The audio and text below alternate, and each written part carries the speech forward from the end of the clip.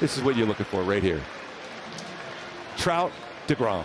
Yeah, this is a classic matchup. Two guys that in their primes were the very best possibly that there ever were.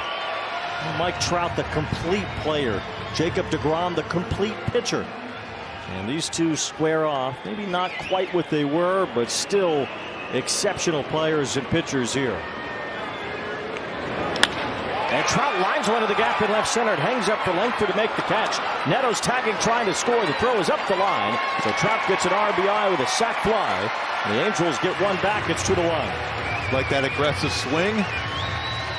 Getting the job done just like that. Halos cut that lead right in half.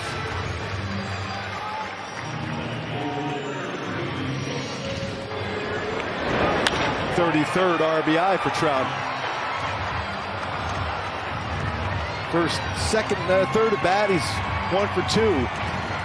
Now 1 for 2 with a sac fly against deGrom. Pitchers would stand in the outfield for an hour and a half and then say, hey, go throw a bullpen.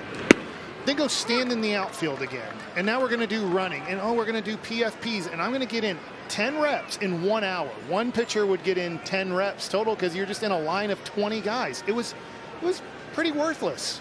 But you worked on your stamina of standing. It was great for standing. I mean, if in spring training, pitchers were great at standing.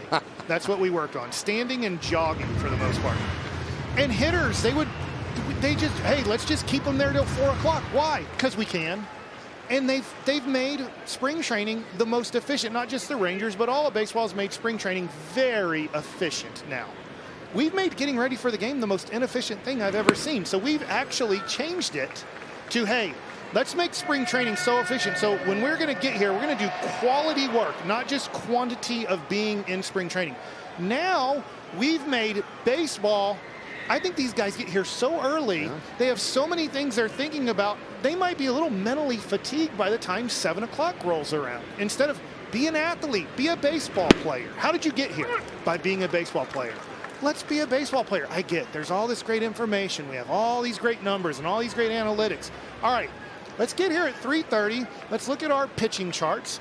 Let's do some batting practice. Let's get in there. Let's eat something. Let's get back out here and let's be baseball players. I like it. Sound like you've been working on that opinion. That's a theory I've had for a while. Just getting to be around the game again, and I love it. I love this game. I love a lot of the things baseball has done. It's really weird how we decided to make spring training the most efficient thing possible in our time there, and then took the game of baseball and made it, in a way, the most inefficient thing to get ready for a 7 o'clock game. Okay, man, here's what I would say to that. Because I think your point is a good one, and it mostly mirrors what we hear from Bruce Bochy and other managers and coaches on both sides. I think that, oddly enough, it's coming from the players. This is fouled back out of play. I don't think there's a mandate or even an interest necessarily on the team side that guys are here that early, or that they're doing as much hitting as they're doing or whatever. I think it comes from the hitter side, feeling pressure that, well, the other guy might be outworking me. The other guy might be here earlier doing something that I need to catch up to or stay up with. Right? And I think that same mentality, it trickles down to youth sports. Yeah. And that's why we see kids, every parent knows, they're like, yeah, we'll probably ask for too much of these kids, right? But at the same time, it's like, well, I can't let juniors just fall behind because everybody else is taking private lessons and playing spring and fall ball, etc., and on and on. 3-2 to Trout, and he sends that high and foul and out of play. Well, I like all the things that we have, all the information that a player or pitcher can take in before a game. But are you taking in so much stuff and trying so many different swings, so many different things you're looking at, that then you forgot, I'm a baseball player. How did I get here? By being a baseball player, not by being a computer. 3-2, and that just missed Trout. Very good at bat, works the walk. Yeah, this was a great battle from two future Hall of Famers, and that pitch is off the dish. Trout, no official at bat tonight. A walk and a sac fly against deGrom.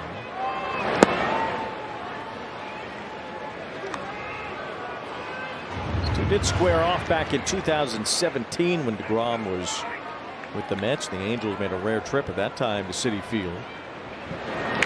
Good cut there from Trout. Especially with that velocity of that pitch, just get the barrel of it, and that can go a long way. He's providing the power. Trout was 1 for 2 in that matchup with deGrom.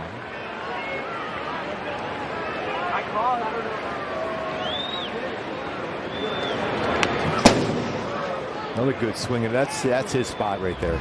And he get that ball a long way to right center. That's what he was trying to do on that swing.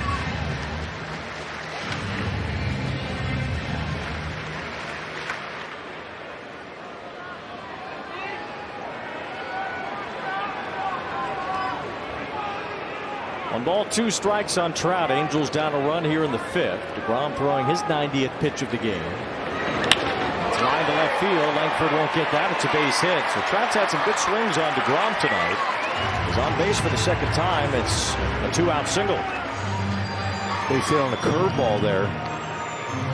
Gonna be a pretty good swing in that line shot for a sac fly in the first at bats he had on a slider. So he's hit the breaking ball, curveball, and slider so far tonight. Now another visit for Mike Maddox out to deGrom. 2 in 1 game here.